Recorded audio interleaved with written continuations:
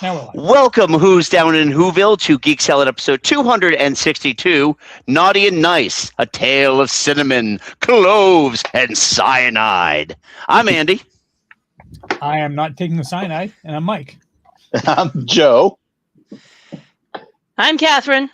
And tonight we are getting into the holiday spirit, as it were.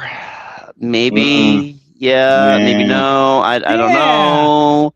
Yeah. Okay. I'm kind of sleepwalking into this right now. So into this holiday season, I have my thoughts as well, and we're going to be talking all about our Christmas traditions and our Christmas gripes, as many of us have all experienced. This has been a kind of a weird year, so I don't know if you're in the holiday festive spirit or not, and maybe you are. Maybe this is what's getting you through the next couple of weeks, just ending out this apocalyptic hellscape, as big of a hellscape as a 1950s recipe book. So, thank you. Oh yeah, thank you. Yeah, I'm here all night. Tip your waitress. So anyway, we are here. We're going to be talking all about our stuff. I will, however, admit I am fully in Grinch mode this year, even though Joe's going to bring up something about family. I'm probably going to out-Grinch you. You might out-Grinch me. Okay, so we got our Grinches. I know Catherine's got some fun stuff to talk about, and Mike's got some fun stuff. So you know what? Let me kick it off with Mike. Okay. Mike, what is your first entry into our list here? Well, to kind of counter some of the more Grinchian aspects of my co-hosts here, I am going with some of the new holiday movies, TV shows that I've experienced this year.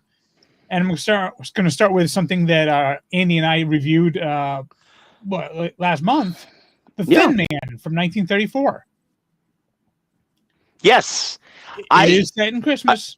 Yes, it is. It's, not as dubious a Christmas movie as, say, Die Hard. Yeah. For the non-believers. Or Rambo. Oh, shut up. Shut up, Joe. Shut up.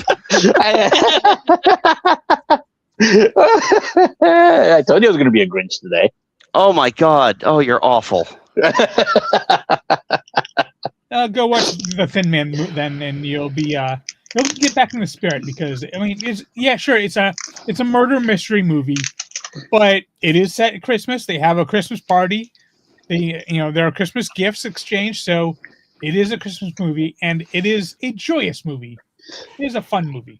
It also features the psychiatrist from It's a Wonderful Life. No, It's a Wonderful Life, from Miracle on 34th Street. Yep.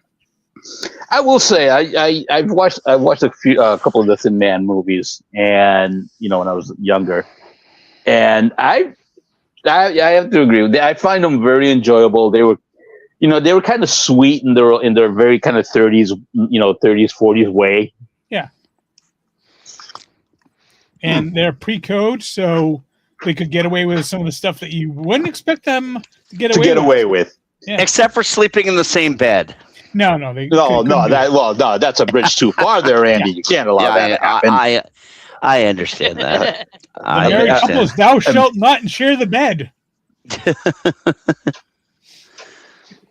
Yeah, that's only when they get like really, it's like at the end of Christmas Story, where it's like the one scene of affection, genuine affection that the old man and the mom show. It's like, oh, we're gonna push those twin beds together tonight.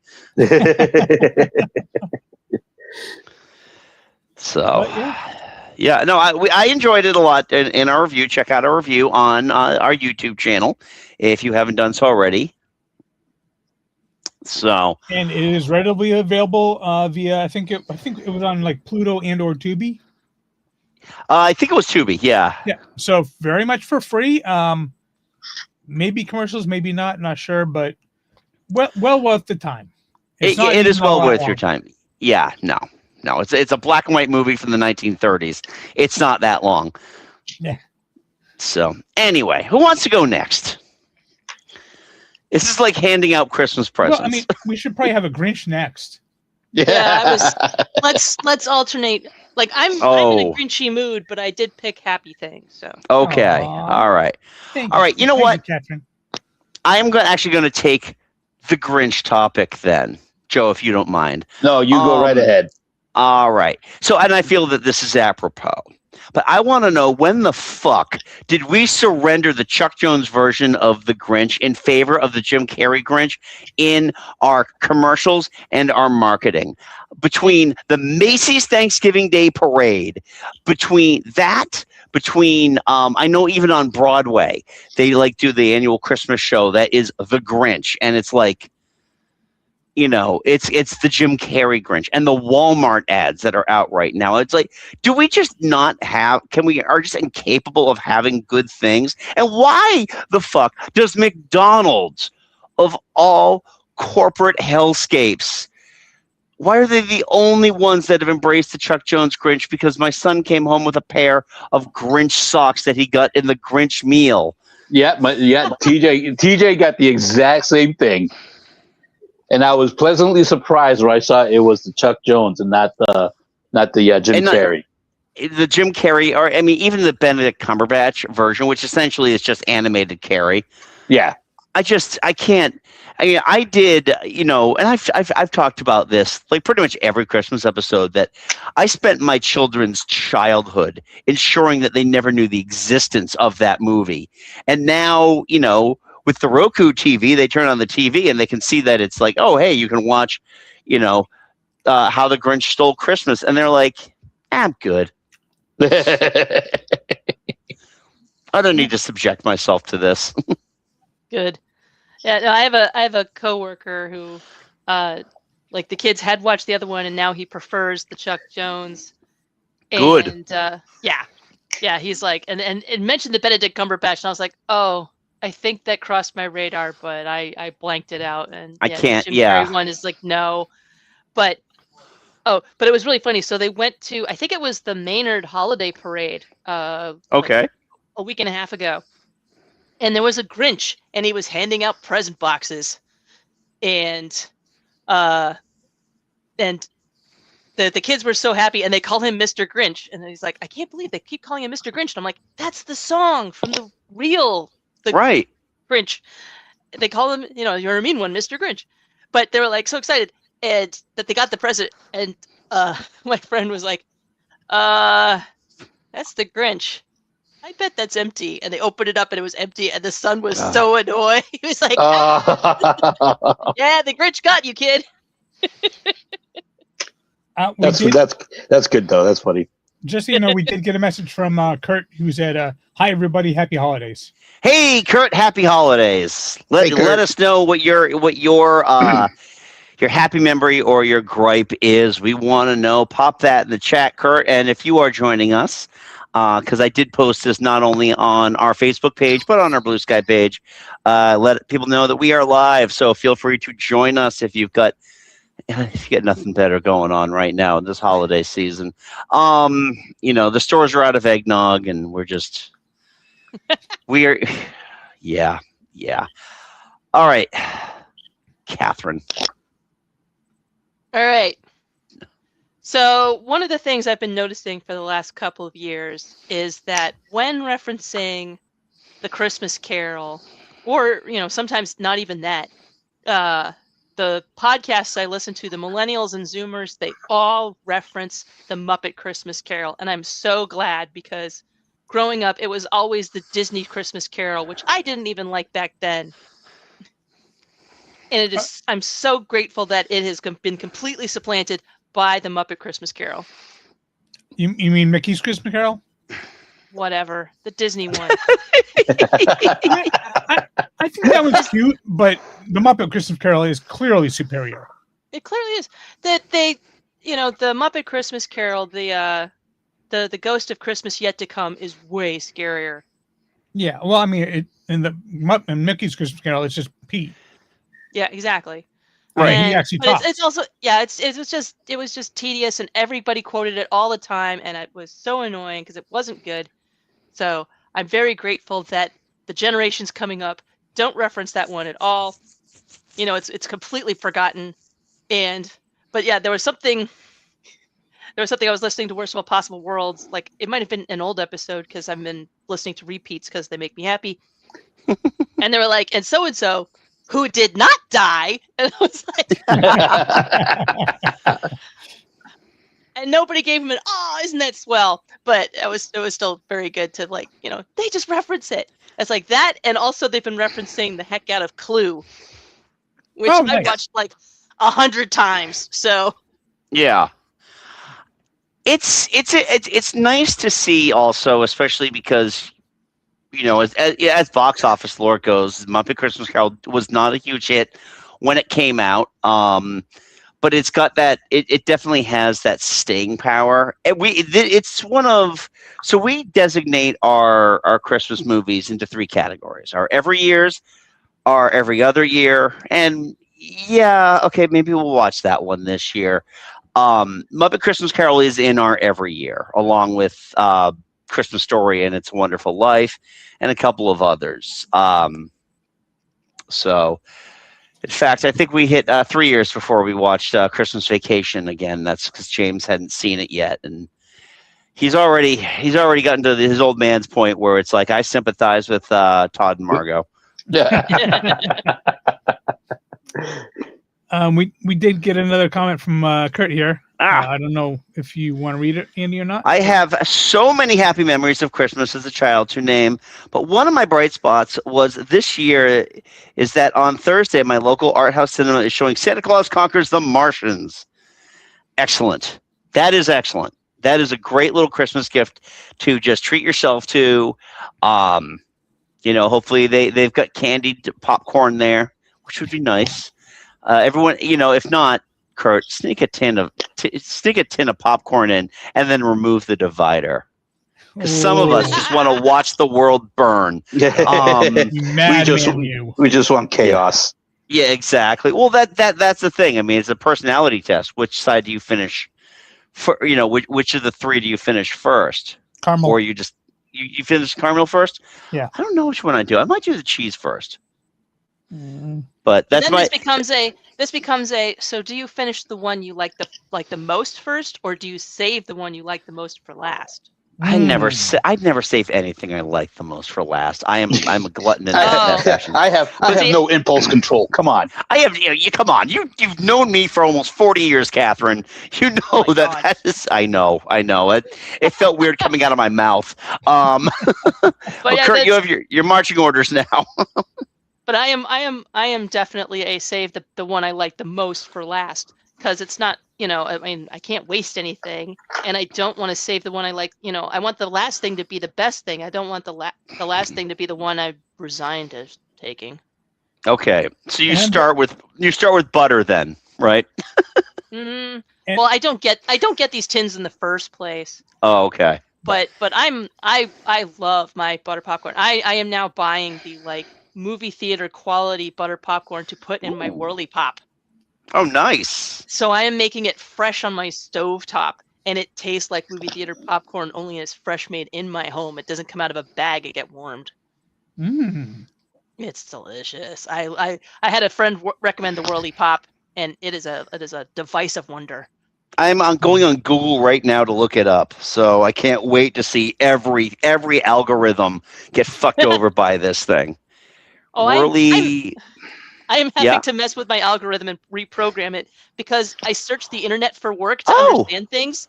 Yeah. And so it's like, oh, you want to buy tactical gear? And I'm like, no, I don't.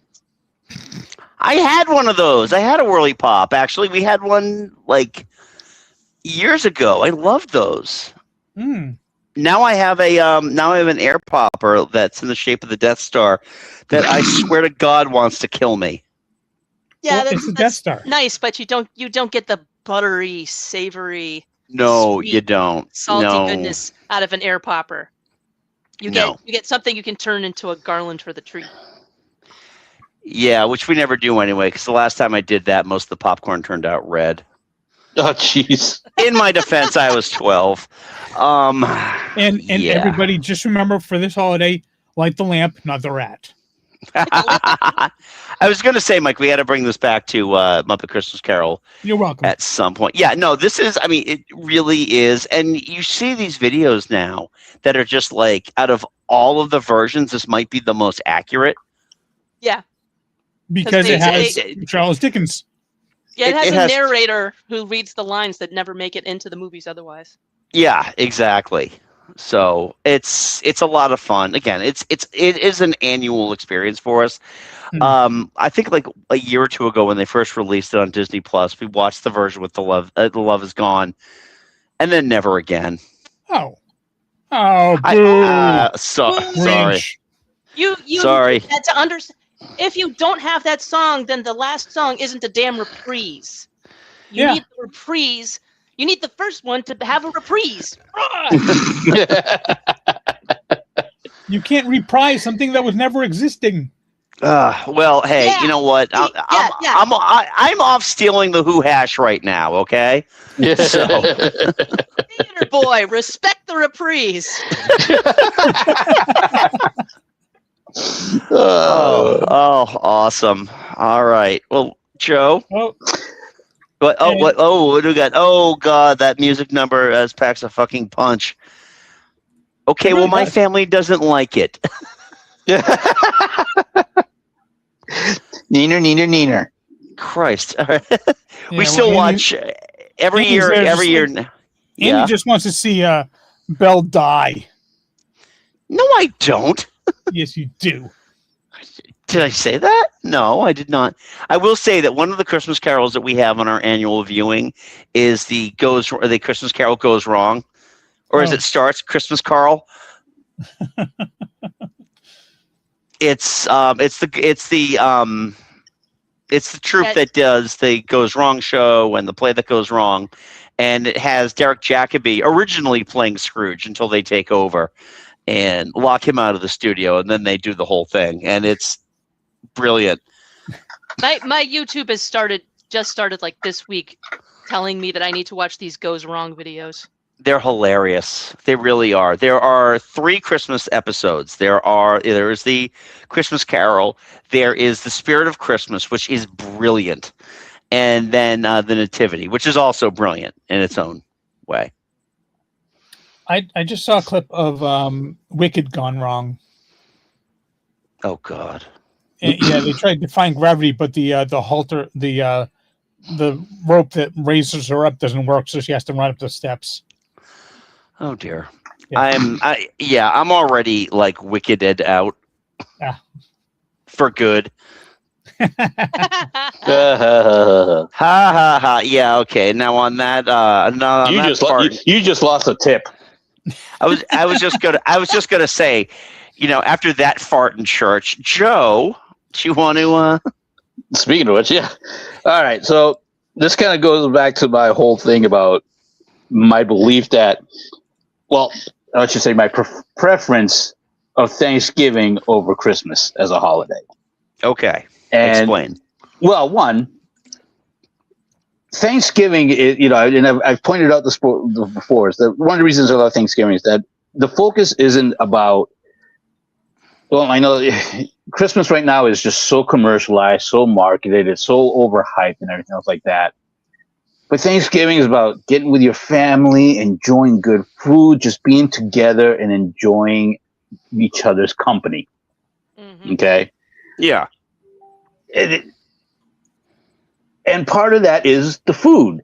So for me, Thanksgiving is the big dinner holiday. That's when you go all out and you make the best food of the year. In the 4 weeks between Thanksgiving, when I'm fighting the mall, I'm fighting the traffic, I'm trying to figure out, okay, how am I going to pay for this? Who wants what? What am I going to do? Christmas morning, I don't want to cook anything. I'd be perfectly happy just ordering a poo-poo platter for 4 and calling it a day. Yeah. I'll get a couple gallons of eggnog for the kids, and that's about it. Well, you have to get that eggnog pretty quick because you only have 30 noggy nights, and then the government takes it away from you. Right, So- exactly.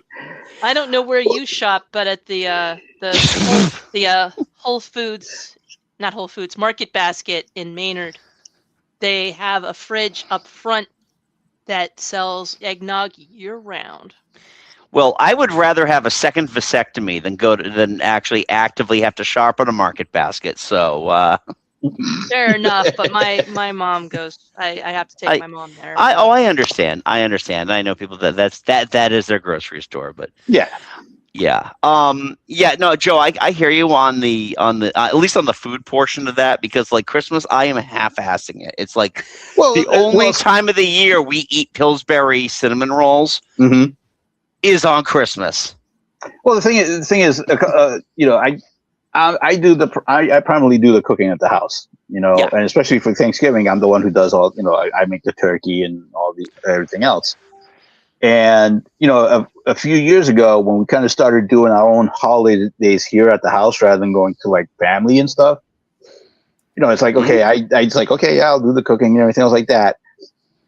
After Thanksgiving, by the time you get, the third or fourth year, by the time you get to Christmas, you're like, you know what? We'll get a honey baked ham and call it a day. See, I cook for different people on these holidays. Yeah. So like Thanksgiving, it's like, my mother, and then Christmas, it's my parents, my father and my stepmom. So these are like the big times that I get to show off. So Thanksgiving, it's like the turkey and all those fixings. And then I make completely different, except I sometimes make mashed potatoes again because I love mashed potatoes. I make roast beast. For Christmas. That is our. I make that's our Christmas dinner this year. It's going to be roast beast. Yeah, I make prime rib with an au jus and Yorkshire pudding and mashed potatoes and a vegetable. Ooh. Well, Catherine, that reminds me then, I'm going to send you a recipe that I have. If you want to try a different type of potato this year with all those wonderful things, I have an amazing Jamie Oliver recipe for potatoes that is now our Christmas tradition because my sister-in-law demands that I cook them. Even if we're not the ones making dinner, I am in charge of potatoes. I will send it over to you. They are honestly, I love mashed potatoes like the next person. In fact, I'm such a big government liberal that, I think that we should have turkey. It should be mandated turkey every holiday. But well, see, my big holiday dish is always 4 cheese mac and cheese that I make. Oh, nice. Ooh, yep. Going all out on that extra cheese for the holidays. Oh, I do it all. I do it up. Game recognizes game, Joe. That is my big dish. So I will always make my mac and cheese. Awesome. That ends because the kids love it. So. Yeah, awesome. Okay, so all right, yeah, I hear you. Yeah, Christmas can be a drag, especially that 3 weeks, and then you get that week in between Christmas and New Year's, or as I've heard it called, taint week. That well, I mean, like I said, the major thing is, the lead up to Thanksgiving, all you got to worry about is, okay, what am I going to make for food, and when do I get the food? But in the 3 weeks between Christmas, I got to worry about that, plus everything else that gets piled on. Yeah, I gotcha. And you got kids concert, you got winter concerts, you got events and office parties and office gatherings. Like, oh, okay. Fortunately, my office does the winter gathering completely separate from the actual traditional holidays. Like our Yankee swap is the week that the sales team all comes to the office, which is mid-January. Wow. Nice. I work from home, so we don't really do Secret Santas or Yankee swaps or anything. And like 2 of my team members live in the Philippines, so it makes it easy for us. Kurt, just so you, Kurt said, Joe's right. Oh. Joe's right. I spend every Christmas fighting Sinbad over a Turbo Man doll, so I'm over it. Speaking of which, that is the latest episode of Verbal Diorama from our host from our guest from our last episode, M from Verbal Diorama. So go check that out. We saw you 90s kids that actually like that movie. I'm sorry, I'm not one of them because I'm not a 90s kid. Yep, but I'm a mean one. All right, Mike. Yeah. My next holiday episode movie thing is the second season finale for Hell of a Boss. And the episode is called Sinsmas. Okay. Because it's set in hell, and so all the hellborn, like demons and imps that aren't sinners that died, they don't have a Christmas. They have their equivalent is the Sinsmas, where basically they kind of celebrate whatever ring of hell that they come from. Or whatever they feel like it. There's not really any set rules to it. But the episode is it is very emotionally charged, because it's the culmination of a fairly pretty much the main storyline of season 2, and there's a huge action scene fight that's really impressive. And it actually has the main characters kind of coming together as one unit for pretty much the first time. But there are also a couple of really, really surprisingly touching moments. Like, the imps get hired. The whole premise is that they get hired by recently deceased people to go to Earth and kill someone that either killed them or that they just didn't like for some reason. And this just bitchy woman shows up and hires them to go kill her ex-husband who cheated on her with another man. But when they get there, they realize no, they actually are very much in love. They've got a couple of kids, and they're actually a very happy family. And Blitz, who is very much has no problems killing anyone, he sees them and is like, no, we're not doing this. And then they just leave without doing it.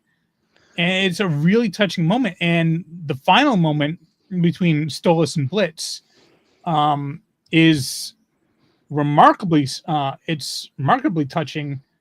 A little sad because of stuff that Stolas had been through, but very, very emotionally charged and touching.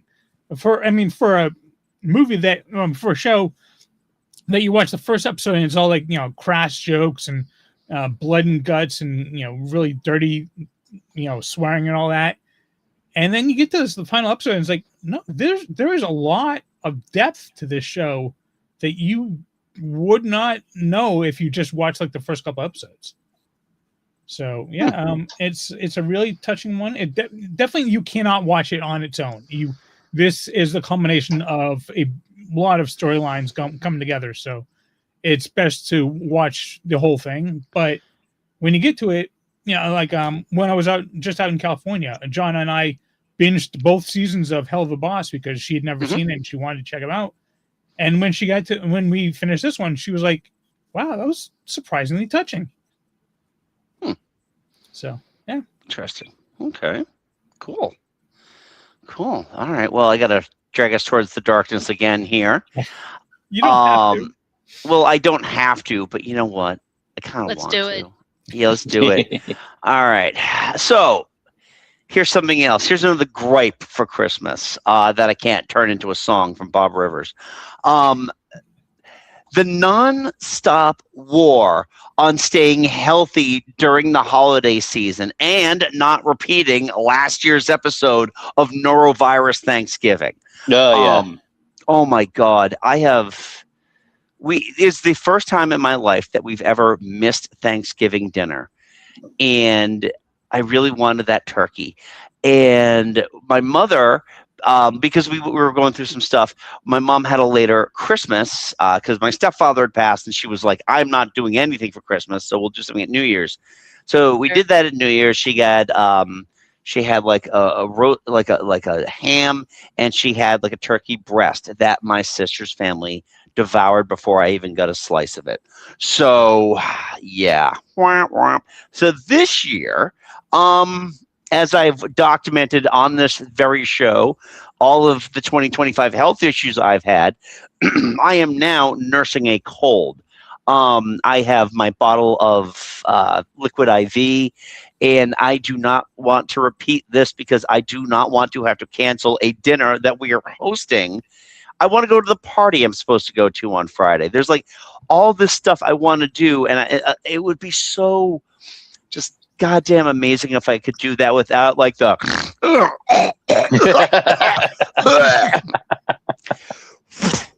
so it would just be be lovely. Yeah. You really progress. I took you into my world, yes. Mike. I took am you into thick right now. Wow. Please, cool. Please enjoy me into this world of phlegm and coughing and dry throat. And I have and no joke, this week especially, I need my voice for tonight. I need my voice for training I'm doing tomorrow. I need my voice for Thursday, Mike, when we do our video. It's like my voice just has to hold up.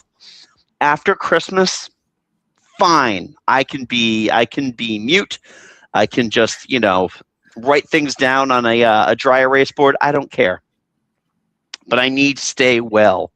Anybody else going through that right now? Is this just a me thing? It's just a you thing right now. Okay. Which is amazing to me, Joe. Joe, it's amazing to me because does Diane still work in a school? Oh, God, yeah. Oh, yeah, okay. Because that's the thing is that Autumn is like bringing home like the 6-7 virus like every other week now. And it's... Oh, it's awful. Jonna. Slide over on the sticky bench, Andy. Yep. Yeah, I am... Yeah, seriously. It's like her school, the dog agrees with me. Her school is a house of plague. And I don't know how she's managed to avoid it because it's been I don't know how many years she's been working at the school, and so far, no, we have lucked out. Yeah, not to mention the fact that both your kids, just like mine, are still in school to begin with. And kids their age, I'm not saying our kids, but kids their age, their classmates are disgusting. Oh, please. TJ plays soccer. Of course, he's disgusting. Okay. I think he's built up a natural immunity to whatever floats around the middle school. Oh, middle school boys aren't exactly the cleanest specimens out there. You don't say. I had to actually tell my son the other day. It's like, buddy, you can't wear the Grinch socks 3 days in a row. It's bad for the skin on your feet. He's like, oh, I didn't know that. I'm like, yeah. I will say though, I do believe he's taken notice because I've noticed that my cologne has like gone down precipitously. The amount of cologne I have left has gone down very much. Oh yeah, I haven't had to worry about that. So, all right, Catherine, drag us back into the light, please.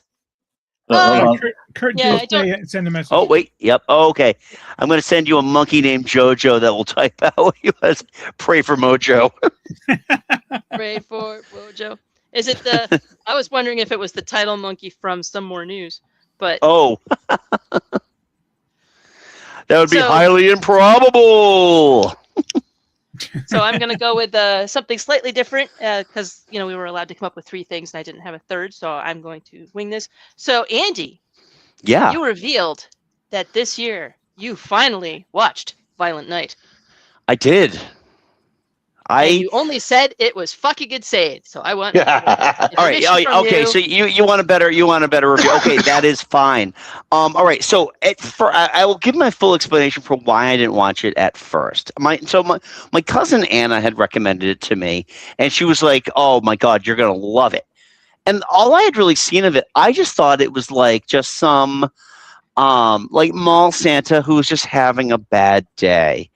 I didn't really see a lot of marketing for it. And then my son and I watched a video on like who is the most powerful Santa Claus. And David Harbour's Santa Claus came into the mix. He actually was in the top 4. I didn't realize that Santa Claus was a Viking. So that was the first .1 to me wanting to watch this. I didn't realize he was the real Santa Claus, okay?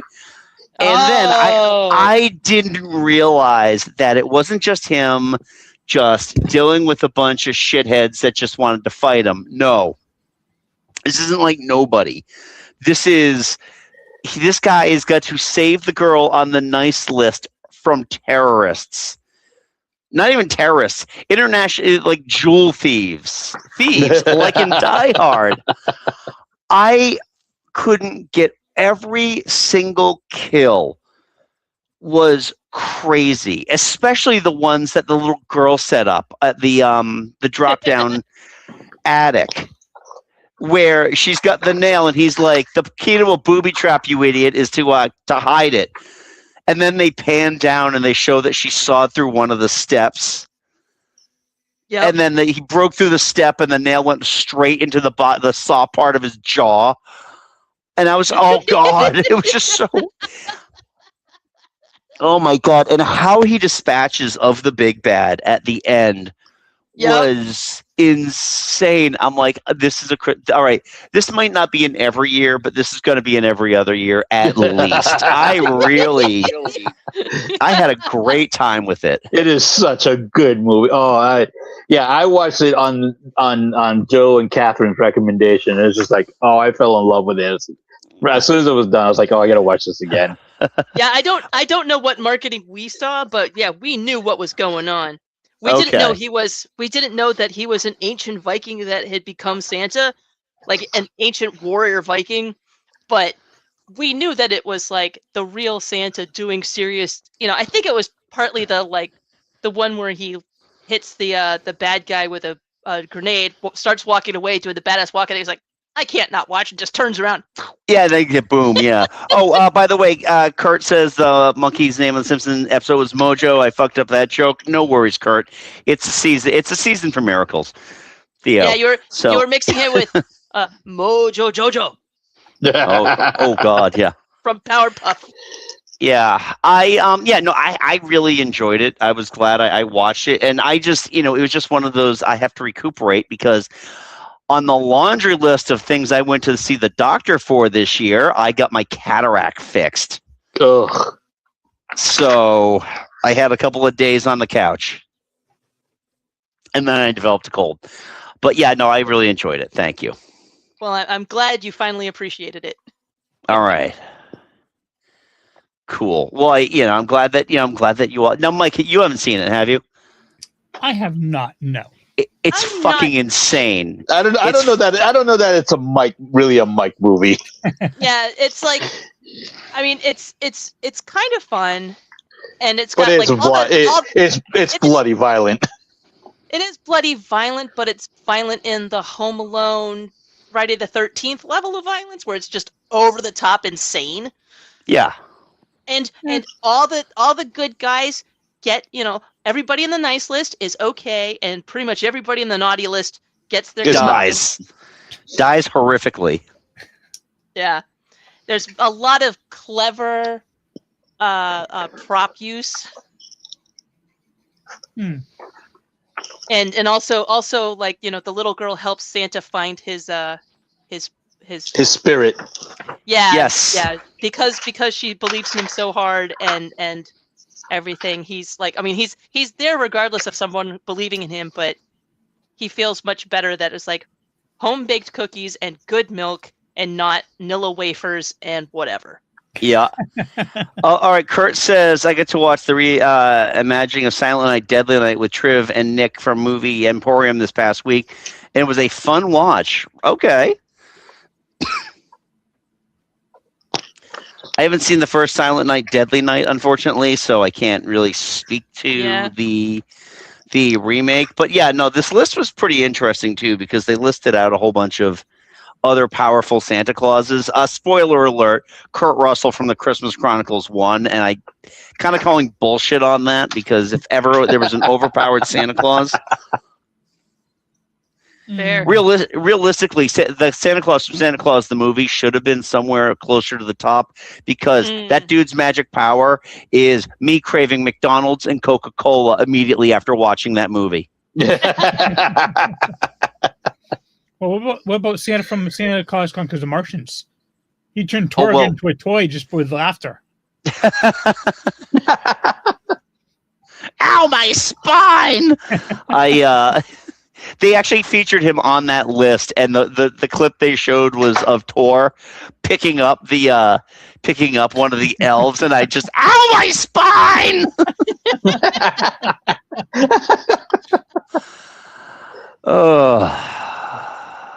Well, thank you, Catherine, for having me relive that. I'm gonna have to rewatch that again. Oh, it's so good. Yeah.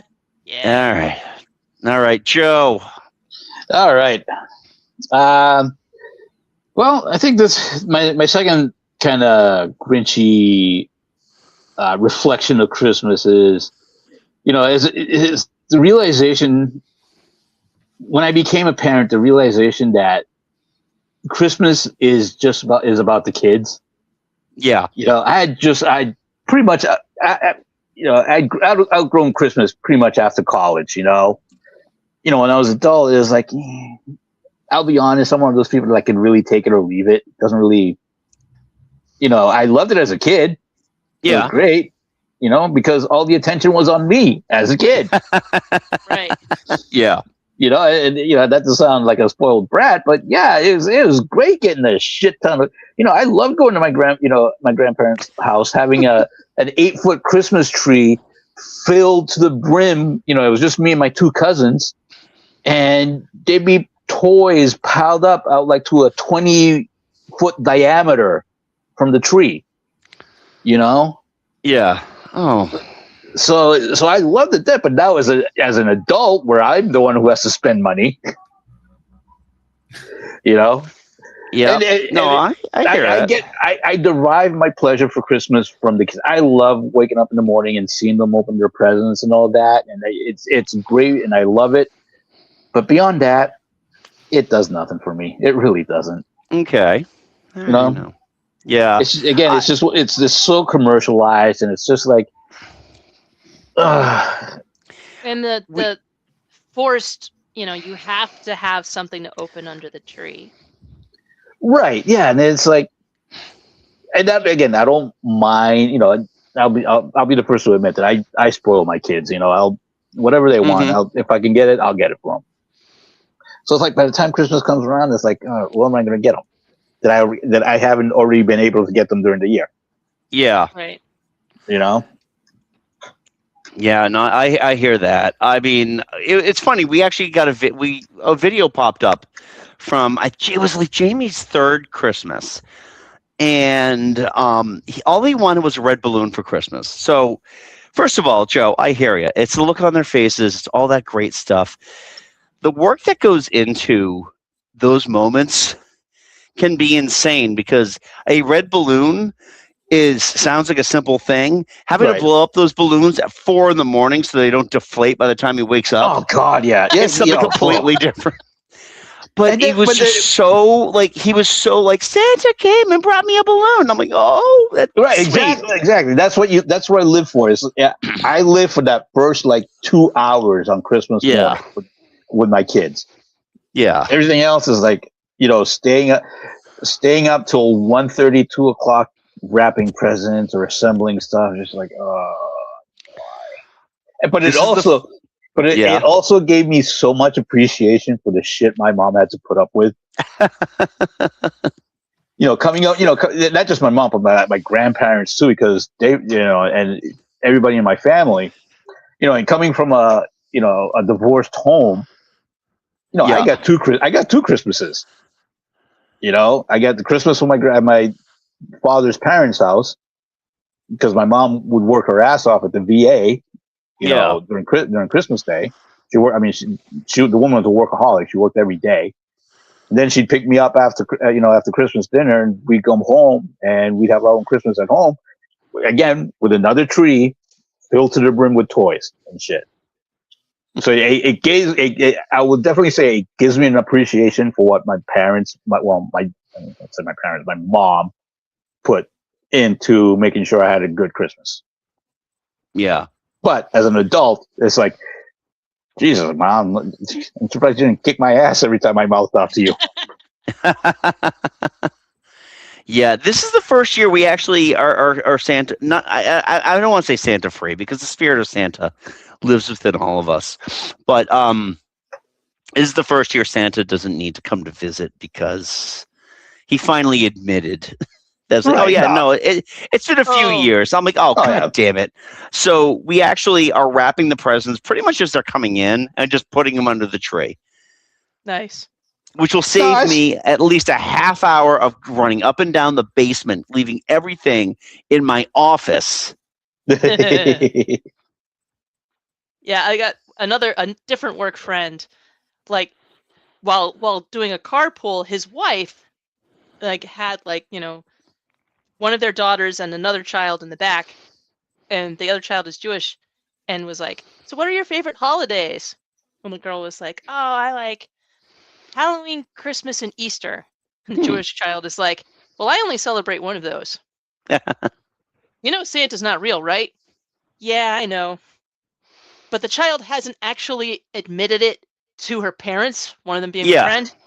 So they're like, can you just admit you know Santa's not real so we can stop? I am sick of wrapping things separately. I am sick of changing my handwriting to write things from being from Santa. Can we stop, please? Yeah, no, it's definitely it's a weight off of our shoulders. And then that now too, I don't have to worry about separating the gifts from the Santa gifts and the mom and dad gifts and all that fun stuff. So yeah, I hope my children understand what we go through. Speaking of going through some stuff, Mike, what is last on your list? We're down to our last picks now. Yeah.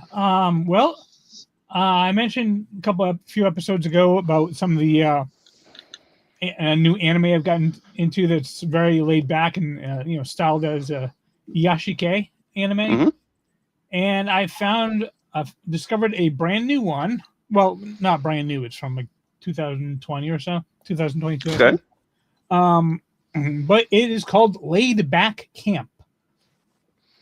And it is a genre of anime that's also kind of called CGDCT, which is cute girls doing cute things. And it's basically just these 5 girls that just love doing camping. And they just go to different spots around Japan and just camp out. And I mean, it's not about like there's no huge plot points. It's just seeing these girls having fun, interacting with each other, camping, learning new things, cooking new things, and it's just really relaxing and fun. And the scenery background painting is absolutely gorgeous, mainly around Mount Fuji. And the kind of 2-part first season finale, their first episode is called Christmas Camp, because they go camping at Christmas. Because in Japan, Christmas is not as huge as it is here. It's a bit big, but it's not like massive. Like New Year's is massive for them, but Christmas is just kind of a fun little holiday. And it's just it is the first season finale, so it's don't want to say it's a culmination of huge plot lines because there are no huge plot lines, but the series really started with the main kind of the co-main characters meeting for the first time, Rin and Nadeshiko. And Rin is just like, she's absolutely adores camping, but she does most of her camping all alone. She just enjoys being by herself. And then she just kind of bumps into Nadeshiko one day, and they just kind of hit it off almost. And they're like the kind of opposite. Rin is very, very quiet and kind of on her own, but Nadeshiko is very noisy and very bubbly and energetic, but not to the point where it's annoying. She's still a very, very likable character. I mean, all the characters in this one are likable. and they just a lot of the episodes in the first season have kind of trying to get Rin to kind of interact more with some of the other characters and try to do more group camping. I mean, Nadeshiko, she gets involved with a kind of small little school group called the Outdoors Club, and they go camping on in groups. And Rin just does not want to join the group, the club. And even after this Christmas camp where they actually all do finally go together, and Rin's finally agree, okay, fine, I'll go together. I'll go camping with you guys. She still doesn't join, but she kind of admits to herself, you know what, camping with a group it can be fun too. So it's kind of it's not a huge moment, huge character plot growth moment, but it's a nice little. She's just riding on her little moped, and she just smiles like, yeah, it's not too bad. So and the show itself is just absolutely fantastic. It's it's very calming, very peaceful. The characters are all fun to watch. The art style is beautiful. The shots of Mount Fuji and the Japanese countryside are gorgeous, and they are actually all taken from actual places. Like if you look on side by side, Laid Back Camp real life, they'll show you shot for shot the scene from the anime in the exact place that's portrayed, and it's almost identical every single time. Interesting. So they actually go there. They go there. They photograph. They, get the whole place, and then they paint it in the anime. So, and it is on Crunchyroll. There are 3 seasons right now, I think, with a 4th one on the way. Okay, cool. I'm close to finishing the 2nd season, so I cannot wait for the 4th season to come out, because I'm probably going to be done with the 3rd season by the time it does. Excellent. Well, good way of spending your Christmas break, right? Yep, exactly. Excellent. All right, cool. All right, well, my last gripe is that I legitimately thought that when I had kids, we get the preferential decision during where we were going to go for Christmas, instead of the reality that we are still traveling at least an hour out of our way to our families' homes instead of hanging out here. Yep. Oh my God. I seriously, it's like, no, you expect me to pack the infant up and drive an hour in the snow? Did that not happen? Like, when I was growing up, we always went to my mother's parents' house. Like, we did stuff at our house in the morning, and then we got dressed and went to her parents' house for the day. Right. For the dinner and everything, and more presents. I think it was kind of implied. I think it was kind of implied that because the child cannot be as mobile, it's not easy dragging an infant or a toddler around, especially when you got to separate them from their gifts on Christmas morning. I think it was implied that was going to be the thing, and then it turned into, well, we still got to celebrate Christmas at Autumn's mother, family's house, because that's what they did. I'm like, okay, so me and my troubled childhood, my upbringing, we'll do that because, so that was kind of like the lie that was foisted on us. That now it doesn't matter, because both my kids are, they can, I tell them we need to leave in 5 minutes, and they can be ready in 3. But to that bowl. And of course, now is when we're going to start hosting Christmas dinners and stuff. My sister-in-law got lucky. She's got a big house, so she doesn't have to drag her kids anywhere because they've got the big house. And it's also close to my mother-in-law, like literally like 5 minutes from my mother-in-law's house. So if like Thanksgiving is always at their house now, it's like, okay, fine. We offered, but okay, what do you want to do? Andy, I have a very simple fix for you. If you don't want to be going out during the holidays, just make anything from those 50s cookbooks, and you will never be invited anywhere ever again. Okay, I was going to say, what, more norovirus? No, Yeah, But- I was leaning towards. That's what I was thinking. Yeah. nope. That's a you make callback, the folks. blueberry, the bologna jello. Oh God. Yeah. Gonna make the gingerbread house with the pickle slices. There you go. Oh God. How were we an economic superpower for so many years with that diet? The answer to all your problems. All right. Well, that is my last pick. Catherine, what is your last pick? All right. So something I've learned over the many years of talking about Christmas with people is that stockings are done differently. And so Okay. I thought we could talk about the stocking traditions growing up. I will start. Yes, please. So in my home, as kids, we woke up much earlier than the parents. And of Yes. course, we weren't allowed to open the gifts under the tree. We were allowed to take our stocking down, which was empty the night before and full the morning of, and take it back to our room and play quietly with what we had in the stocking. Huh.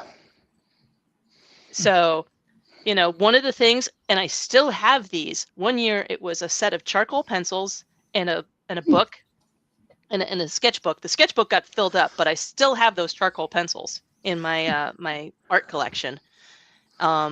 And there'd be like other little that's the one I remember, but there were always like little toys, maybe it was Yeah. like, a Radio Shack game or something like that. But yeah, every year it was like, just get the stocking and you're allowed to play with the stuff that was in the stocking. And, and it was all quiet toys.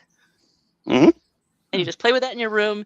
And then when the parents got up, then you went downstairs, you had breakfast, and then you opened the presents. And Okay, that's a pretty good tradition. Hmm. How about you, Mike? Well, I know our tradition when I was growing up was in order to keep us occupied while my parents got more sleep, they would actually hide a number of little chocolate candies around the house. And they leave a note from quote unquote Santa saying how many candies there were around. And so then we'd spend the morning just searching for those. And then, usually there were one or two left over at the end, but that we never found. So I'm sure there's probably a rotting chocolate somewhere still in the house. But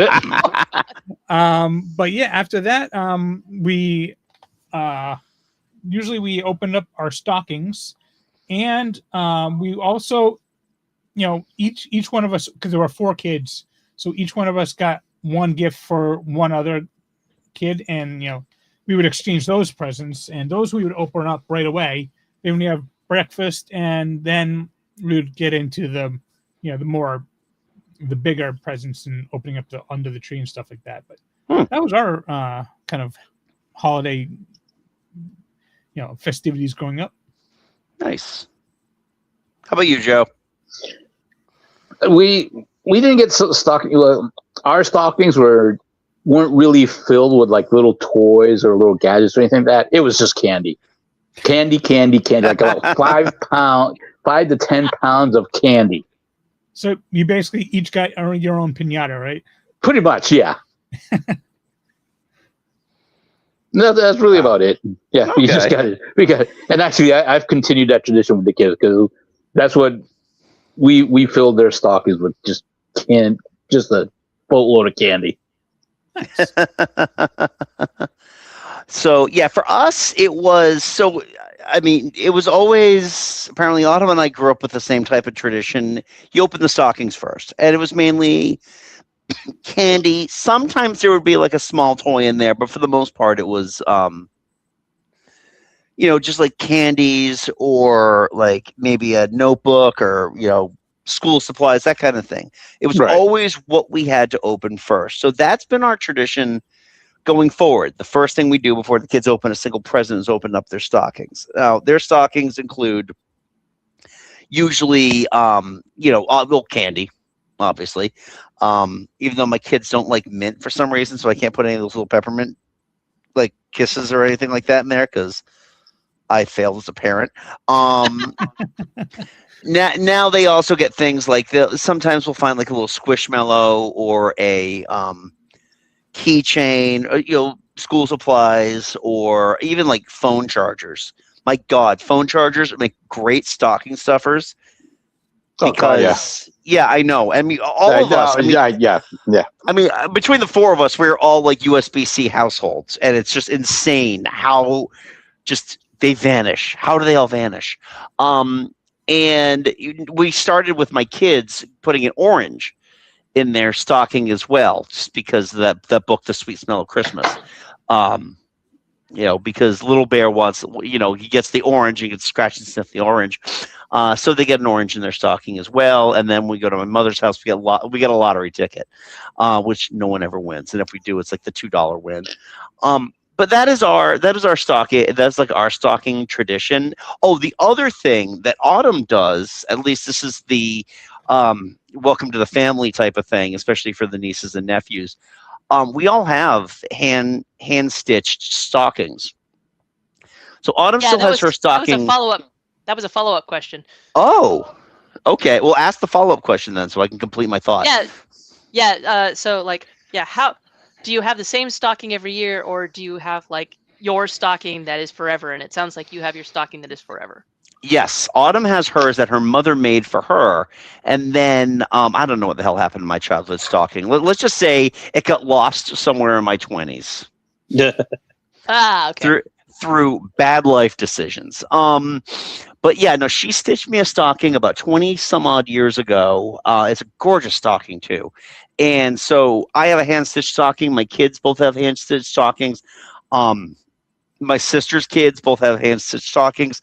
Her sister, her parents, her brother-in-law, our brother-in-law, his, their kids, they all have hand stitched stockings. So it's just that's like the tradition that she does. And those things take like practically a year to do anyway.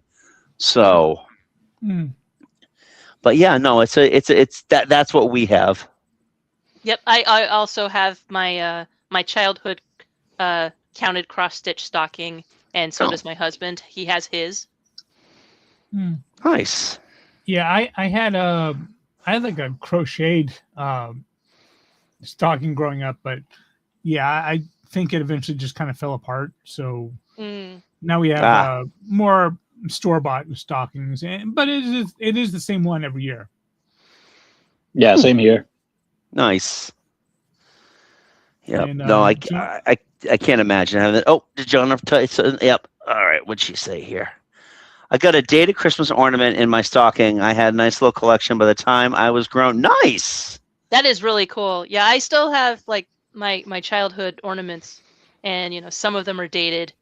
It's really funny. We're hanging them up on the tree, and it's like, hey, look, here's another one of my ornaments that was for me. That was before my husband was born.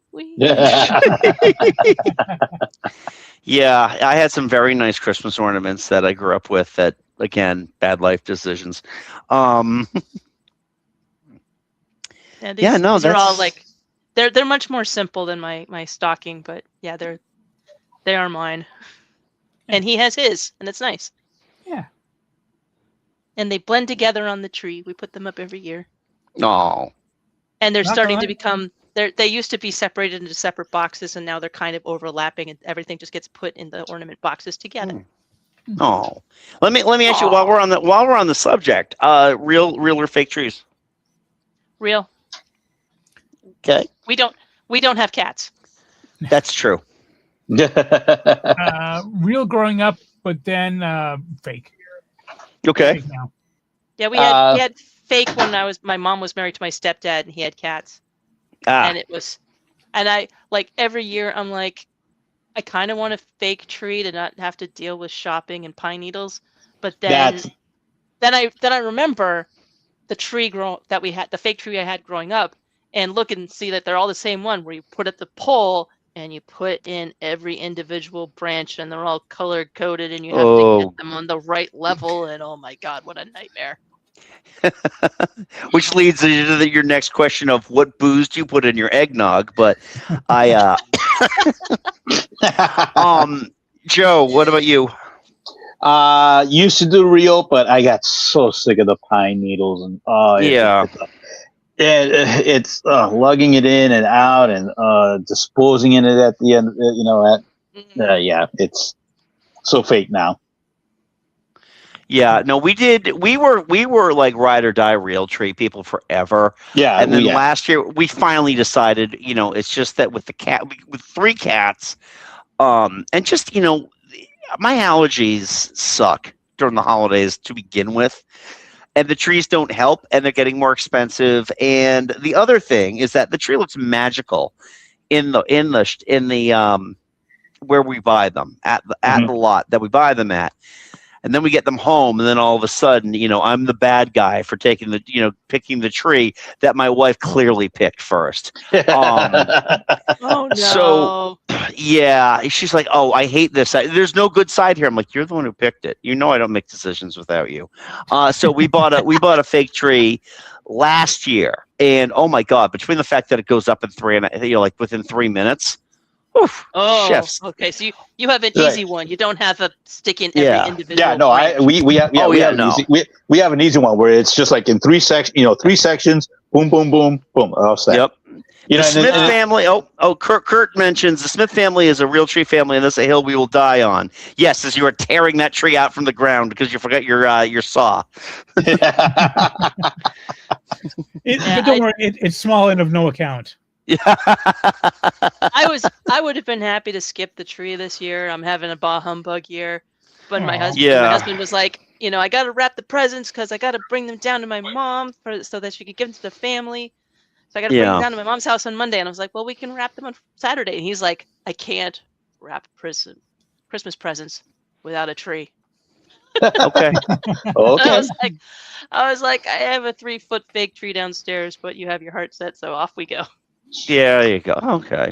But we went to Main Street Cafe in Marlboro first and got a fantastic breakfast, and then we were sitting at the counter chatting, and the guy cooking, one of the cooks was just like, hey, which one of you got the corned beef hash omelet? Did you know that we had a sweet potato hash?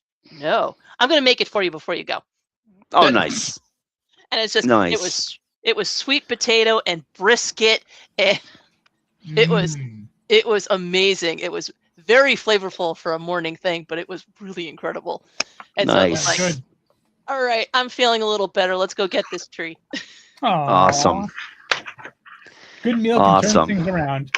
It can. Yeah, I know. All right. Well, Joe, you've got the last one. All right. I am sick of the Hallmark movie trope. I want a reverse Hallmark movie where the girl goes back to the big city of her youth when she realizes that the small rural town she moved in is full of religious hicks, and the man she madly fell in love with, who owns the charming Christmas tree farm, is actually a quote unquote alpha male with a secret survival bunker. And she realizes, you know what? That lawyer I was going to marry before I came here was actually kind of a catch. Yeah. Wow, that lawyer is going to made real money and not this crypto bullshit that he's using to finance his Christmas tree farm with. Right, exactly. I was going to travel the world. I did appreciate somebody did a breakdown of the Hallmark movie trope and pointed out that the girl or the woman at the beginning is stressed out by her high-powered job. She's going back to her hometown to marry the guy that's actually nice to her, and she's going to continue practicing law or whatever, but remembers, doing it for the love of it and not for the money of it. But it's not like they give up and become a trad wife. It's that they get to continue doing what they love, but love it again. There will be Catherine, I will guarantee you within a decade there will be a through line. Yep. From what we see now to trad wife Hallmark shit. Well, I don't watch pure flicks. I don't think it'll be on Hallmark, but I do think it'll be on the Great American Channel, Family Channel. Yep. Oh, Kurt brought this up. Oh, we're watching a Hallmark movie that was filmed in Buffalo on Sunday for Popcorn and Pain, and I'm looking forward to it. Oh boy. Let us know if it stars Lacey Chabert. Also, I gotta, if we're gonna talk about this kind of movie, I gotta send up the fantastic Grumpy Cat's Worst Christmas Ever, which was a Lifetime movie. Oof. It was no, it's so much fun. They had so much fun. They get to the end and there's like two bad guys who are hokey as heck. It's very hokey and wonderful. That this is an every year watch for me. Oh. And the bad guys like kidnap the girl, and the mom like rescues, gets the daughter back, and she's like, "Are you okay? Did those men hurt you?" And Grumpy Cat, who is voiced by Aubrey Plaza, goes, "Different Lifetime movie." Aubrey Plaza can pull that off completely. Yeah. Aubrey Plaza as the voice of Grumpy Cat, which she announces at the beginning. You get to cut to her in the studio. It accepts what it is. It's like, we know what we are. We are a cheesy Lifetime Christmas movie with a cat that's currently famous. And it is. It was like, I love the Grumpy Cat memes, and I was unsure. And then it was like, it was getting good reviews, so I watched it, and I was like, oh, this is everything I could possibly want from a Grumpy Cat movie. It's very silly. Well, that's nice. It's nice that you can find one of those. Closest thing I've come to a Hallmark movie thus far is watching the pitch meeting for Hot Frosty, which came out on Netflix last year. Hot Frosty. So nobody is blinking an eye that she just created life, right? I mean, no one did in the Naked Gun reboot. Oh, that's true. Oh, God. Oh, my God. If you haven't seen the Naked Gun reboot, by the way, guys, there is a 5-minute detour that they take with the living snowman that is just like, it's so out of nowhere. To the scene, to the music of "We Built This City." Yeah. Oh, no way. Yeah, definitely worth it if you have Paramount or if you have MGM Plus. You can watch it there, or you can just rent it. I don't know. I'm not going to tell you what your business is. Yeah. I can't tell you how to live your life. My God, if I could do that, that would be my one Christmas wish: to decide to decide who lives and who dies. Well, wait, what was the crow line? I want to decide who lives and who dies. Okay, all right, good. I got it right. Yay. Well, folks, that is our glass of bitter eggnog and sweet eggnog for this year's. My God, we've been doing this is our 18th Christmas episode. Jesus, I've been doing a lot of these, haven't I? You have been doing a lot of them, and I've been doing all of them. Yeah. My God. So let's. I'm sorry. the last one. I'm of the four of us. I'm the latest comer. Right, and that was over 10 years ago.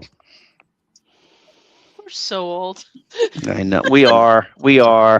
Anyway, I just want to close this out with one last question before we go. And I brought it up earlier, and I know Mike might be exempt from this because, Mike, you don't drink. But what is your booze of choice to go into your eggnog? Does it vary from year to year depending on what's in the house, or? I'm not really an eggnog person. Yeah, me neither.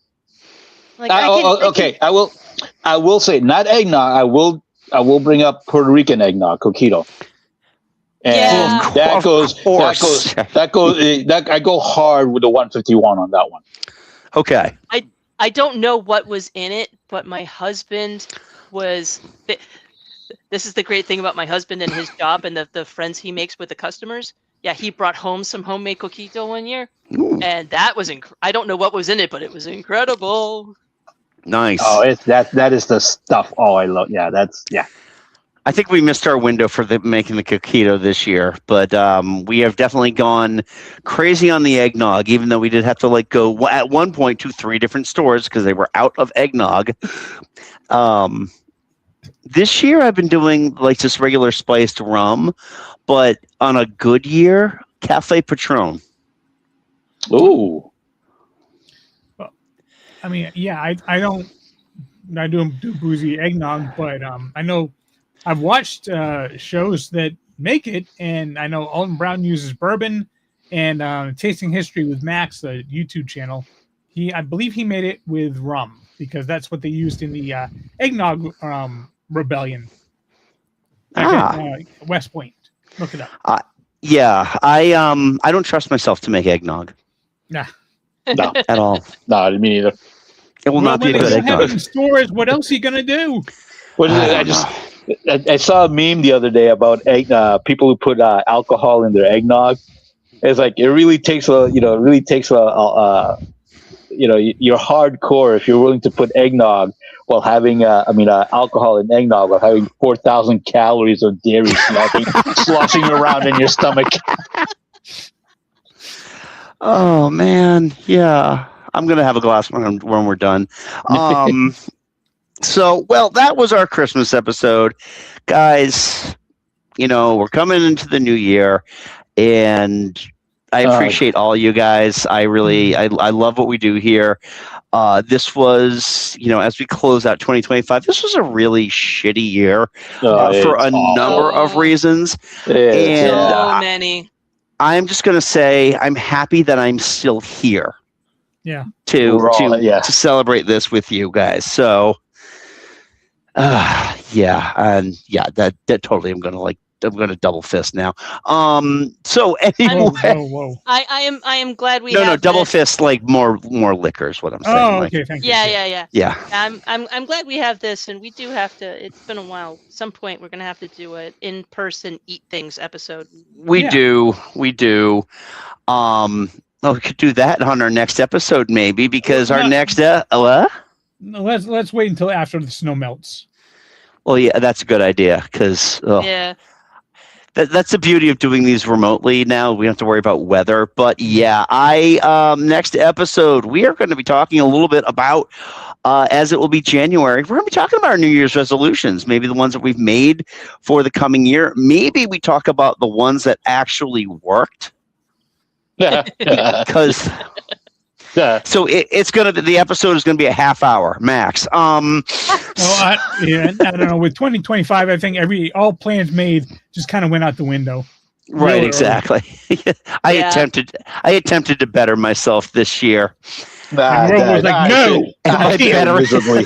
I failed. I am not a good human being. I am not. But yeah, we can talk about things like dietary stuff, health, career, any of those kinds of things that we feel that that we want to aim for, or that we just simply succeeded at some point in our adult lives, because God knows children don't make New Year's resolutions because they just don't make any sense. So yeah, we want to thank everybody who joined us. Jonna, Kurt, thank you so much for joining the live feed. There will be, obviously, if you're listening now, there will be the pro feed that will come out probably sometime in the next week with all of our drops and whatnot.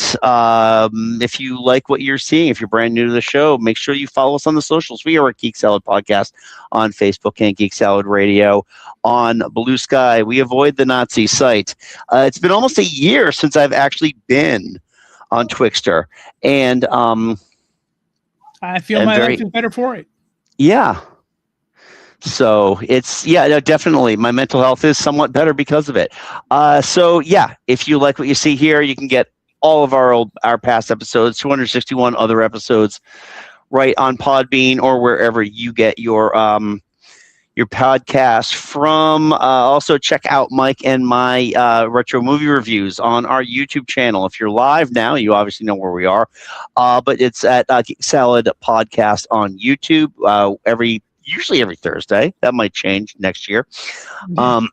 We review, we do our retro reviews, so we're doing that. And I think although this week there's going to be not so retro. No, it's going to be very much not so retro, but we'll talk about that later. Yeah. You'll see if you subscribe to our YouTube channel. Anyway, thank you guys so much for another fantastic year of podcasting and a lot of great conversations. Thank you to everybody who's joined us, especially with our new setup on StreamYard. So thank you so much. And until next time, I'm Andy. I'm Mike. I'm Joe. I'm Catherine. Go for it. Broken body. Thank you, Catherine. Go forth, be nerdful. Merry Christmas, Happy Hanukkah, Crazy Kwanzaa, Happy New Year, and we'll talk to you later. Bye. Bye.